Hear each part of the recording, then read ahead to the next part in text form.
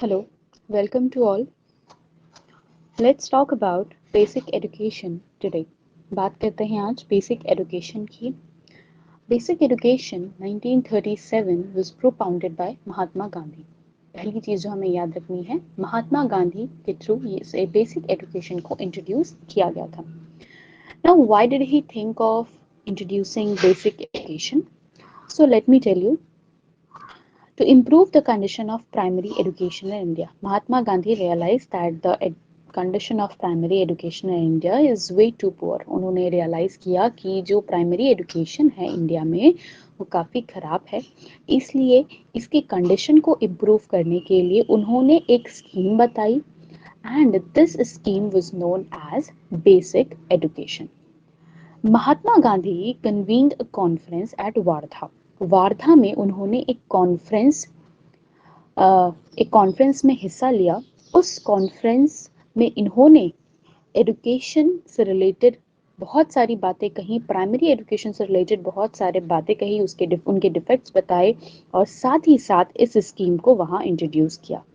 अब वार्धा में कब ये कॉन्फ्रेंस हुई थी? तो अक्टूबर 22, अक्टूबर 23, 1937, अक्टूबर 22, 23, 1937 में ये कॉन्फ्रेंस रखी गई थी और इसमें महात्मा गांधी ने डिस्कस किया इस स्कीम के बारे में, इसके फायदे के बारे में और इसके हेल्प से किस तरह से प्राइमरी एजुकेशन को इम्प्रूव किया जा सकता है. Now this scheme was accepted at the conference में इस स्कीम को एक्सेप्ट किया गया and a committee was formed. एक कमिटी बनाई गई under the chairmanship of doctor Zakir Hussain.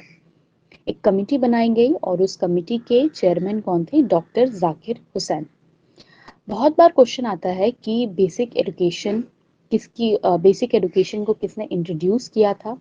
तो वहां पर हमें याद रखना है कि इसे इंट्रोड्यूस महात्मा गांधी ने किया था, लेकिन जब हम इनके चेयरमैन की बात करते हैं तो इनके चेयरमैन कौन थे? डॉक्टर जाकिर हुसैन.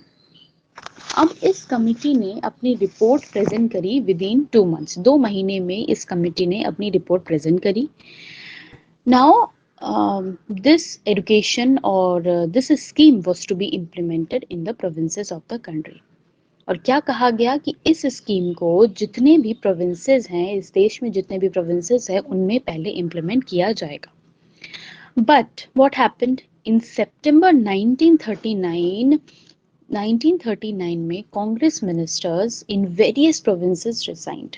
बहुत सारे प्रोविंसेस में जो कांग्रेस मिनिस्टर्स थे उन्होंने रिजाइन कर दिया. Consequently, the further implementation of this scheme was stopped. अब आगे जो इसमें implementation, आगे जो changes करने थे वो अचानक से रुक गए. This was one of the most important setbacks of the scheme. ये एक सबसे अहम setback था जिसके चलते ये जो स्कीम है वो fully implement नहीं हो पाई. In Champaran district of Bihar alone, this scheme continued to function. केवल बिहार के चंपारण डिस्ट्रिक्ट में ही ये स्कीम जो है वो काम करने कंटिन्यू हुई. बाकी सारे प्रोविंसेस में ये ऑलमोस्ट बंद हो चुकी थी. Now let's talk about the special features of basic education. Education through handicraft. This was one of the chief basic education. ये सबसे अहम एम था बेसिक एजुकेशन का. To make a student self reliant, कि बच्चों को सेल्फ रिलायंट बनाया जाए by enabling him to use his acquired practical knowledge. वो अपना ज़्यादा से ज़्यादा प्रैक्टिकल नॉलेज जो है वो यूज़ करे और सेल्फ रिलायंट बने.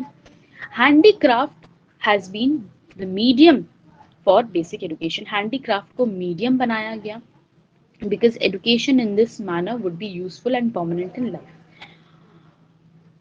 Handicraft chosen as a medium should have 3 qualities. यहाँ पर education through handicraft बोलने का यह मतलब है, बोलने का यह आशय है कि बच्चों को नॉलेज दी जाए, हैंडीक्राफ्ट के थ्रू उन्हें प्रैक्टिकल नॉलेज दी जाए. जितना वो हैंडीक्राफ्ट सीखेंगे वो सेल्फ रिलायंट बनेंगे, जॉब ओरिएंटेड बनेंगे और basic education in this manner would be useful. और इस तरीके से अगर बेसिक एजुकेशन दी जाती है तो वो परमानेंट, जीवन भर उन्हें ये एजुकेशन जो है वो याद रहेगी। अब handicraft chosen as a medium, handicraft को मीडियम बनाया गया और कहा गया that handicraft chosen as a medium should have three qualities.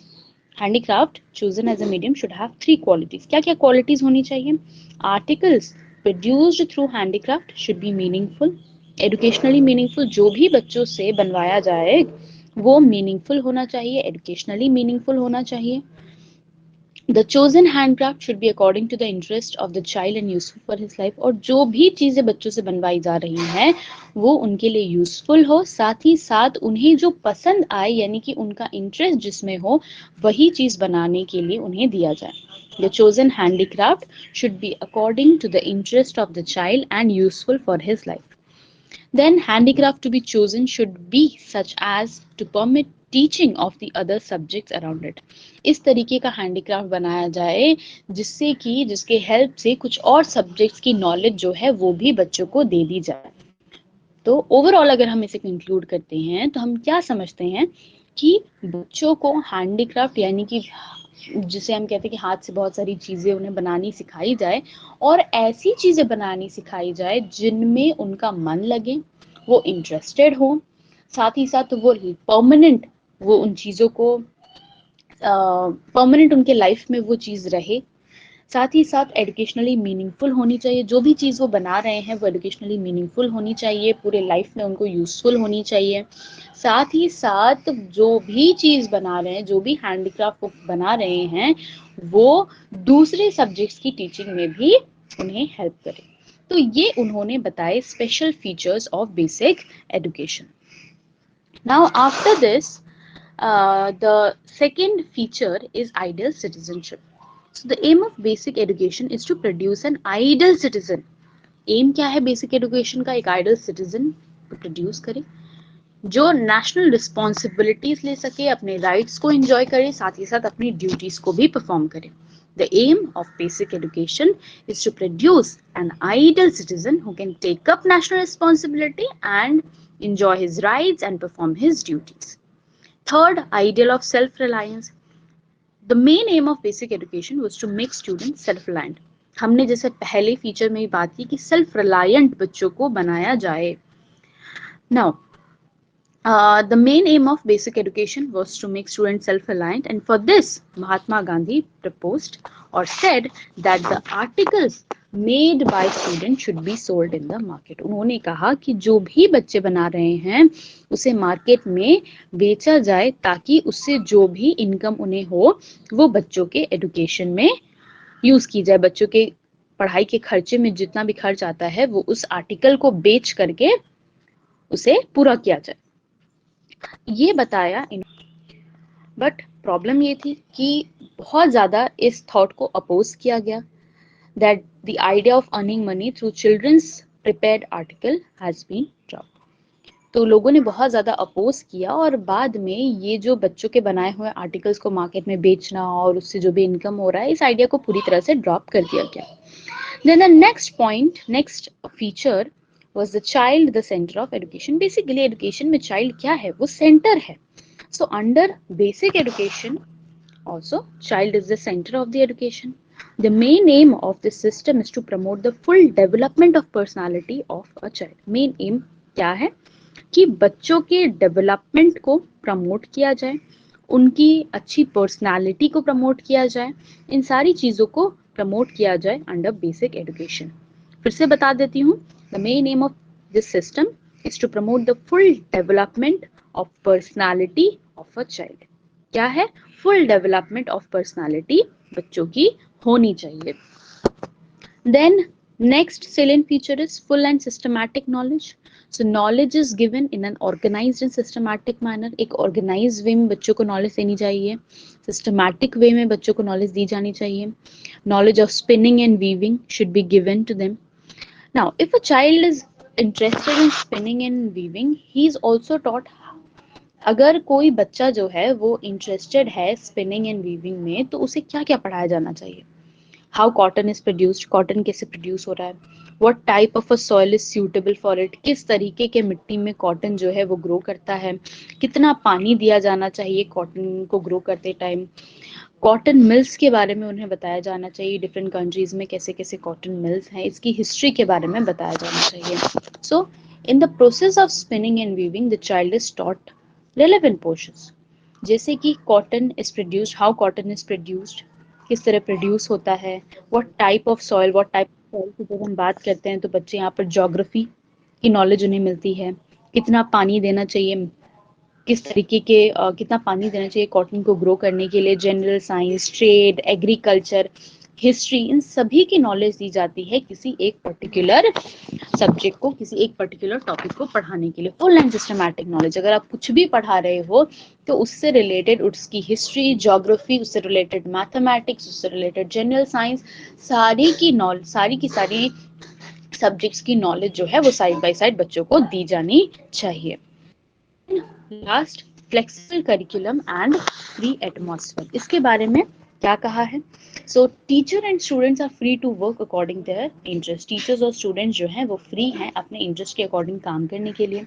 No force for completing a prescribe portion due to fear of examination, कोई फोर्स नहीं है कि पोर्शन कंप्लीट करना है, एग्जाम का कोई डर है, ऐसा कुछ भी नहीं था. Changes can be introduced, changes लाए जा सकते थे अगर जरूरत थी तो.